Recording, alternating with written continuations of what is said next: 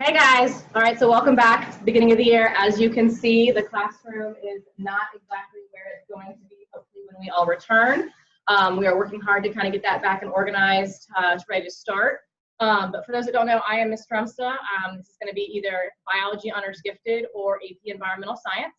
It's pretty relaxed, pretty low-key. Try to have a lot of fun in here, obviously, but learning still needs to happen.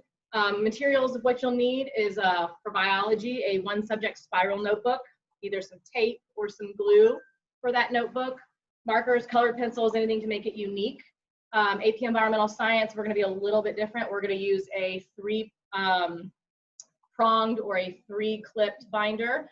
Then you're going to need tabs for each of our units, college ruled paper for both biology and environmental science, markers, whatever you need to kind of make it your own.